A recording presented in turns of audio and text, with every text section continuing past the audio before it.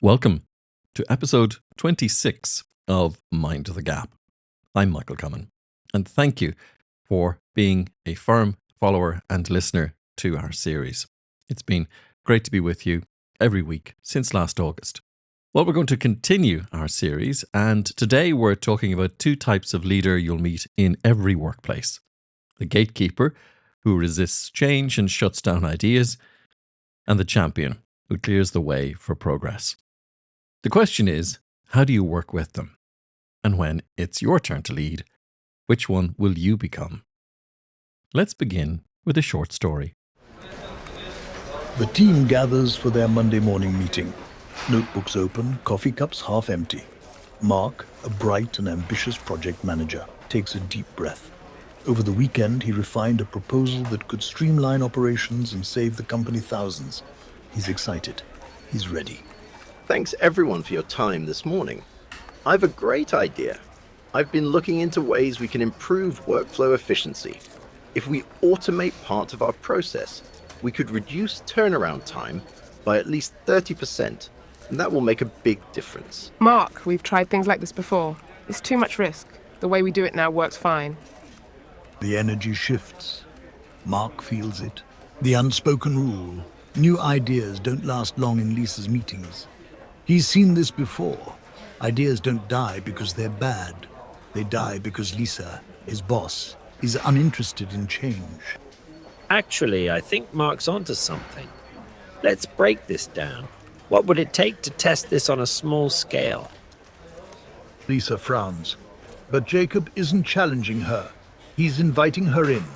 He reframes the idea as an experiment, safe, controllable, and slowly the conversation shifts.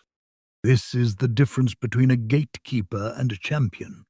One sees ideas as threats, and the other sees possibilities. Whether you work under a Lisa or a Jacob, how you navigate leadership shapes not just your career, but who you become as a leader yourself. Here's Michael. If you spent time in the workplace, whether in an office, a hospital, a creative team, or even running your own business, you've likely encountered two very different kinds of leaders. One is the gatekeeper. This is the leader who, for whatever reason, resists new ideas. They shut things down before they even get off the ground, micromanage to the point that creativity and initiative suffocate, or simply dismiss anything that doesn't originate from their own mind.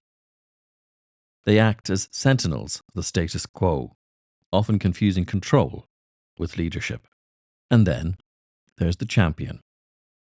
The leader who sees ideas not as threats, but as possibilities. The one who listens, encourages, clears the way for progress. The kind of leader who, just by believing in you, can change the entire trajectory of your career. Most of us don't get to choose who we work under. Some people will have the fortune of finding a champion early in their careers. Someone who sees what they're capable of before they even see it themselves. Others will spend years working under a gatekeeper. Whatever the situation, we always have a choice. How to navigate these leaders, how to work with them, and, perhaps more interestingly, how to ensure we don't become gatekeepers ourselves when our turn comes. The ancient Stoics, particularly Marcus Aurelius, taught that fear often disguises itself as rationality. In Meditations, Aurelius reminds us, you have the power over your mind, not outside events. Realize this, and you'll find strength. A gatekeeper often operates from fear, instability, or even fear of the truth. Some leaders are simply risk-averse. They see change as dangerously unpredictable, an invitation to failure. They'd rather slow things down than take a chance on something new. Others are insecure. Perhaps they've spent years establishing themselves, and new ideas, especially from younger, ambitious team members, make them feel like they're losing relevance. Then, some simply can't shake off the past.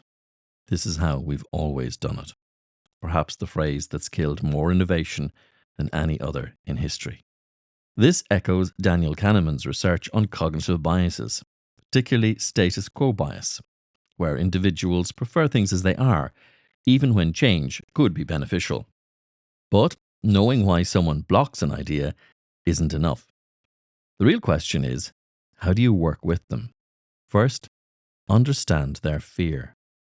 If someone shuts down ideas, they often fear failure, change, or looking bad in front of their peers. Your job isn't to fight them, it's to frame your ideas to neutralize their fear. Instead of saying, here's a radical new way we could do things, try something like, I've done some research and here's a low-risk way we could test things before committing. Or, I know consistency is important to you and I think this could strengthen our process in the long run. The idea is, speak their language. Present your ideas not as disruption, but as solutions that fit within their framework. Timing also plays a role. A gatekeeper boss under stress is even more likely to shut ideas down. If you want to get traction, pick the right moment. When they feel secure, a pitch delivered after a win is more likely to succeed than one presented in a moment of tension. Another way to work with a gatekeeper is to start small. A leader who fears significant changes will always resist sweeping proposals, but they may accept it without resistance if you introduce something small, something easy to implement, without making a big deal of it. Once they see a minor success, they may be more willing to consider more significant changes. This is what psychologist Robert Cialdini calls the foot in the door technique, the way to encourage compliance by making small initial requests before introducing larger ones. What if, despite your best efforts, they still refuse to budge? That's when you look beyond them. If your direct boss is a gatekeeper, don't let them be the sole decision maker in your career. Find mentors, build relationships with other leaders, and create influence outside your immediate team. Sometimes the best way to work with a gatekeeper is to go around them. And of course, there's always the final option, leaving. Not every battle is worth fighting. If you're in an environment where ideas never move forward, growth is impossible, and the gatekeeper will never change, you must ask yourself, how long can you stay without becoming one yourself? The survival mechanisms we develop, staying quiet, playing it safe, avoiding risk, can follow us even when we move on. But let's not forget the other side of leadership. Let's talk about the champion, because working under a champion presents a different challenge.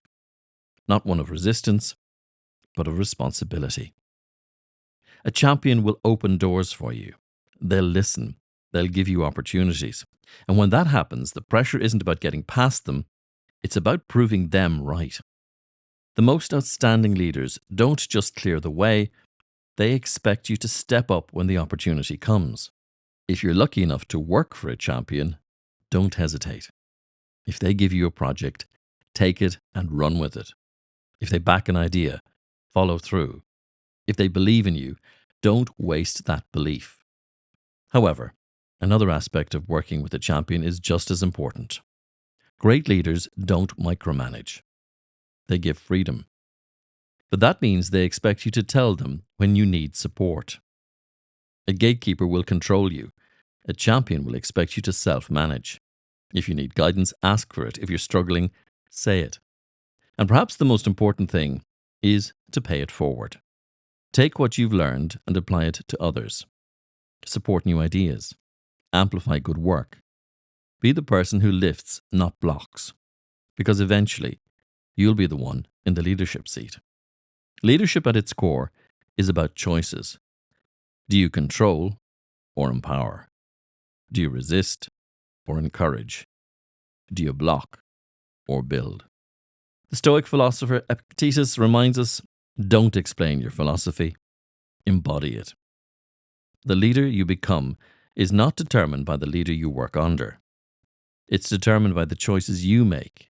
If you've suffered under a gatekeeper, let that be the fuel that ensures you never become one.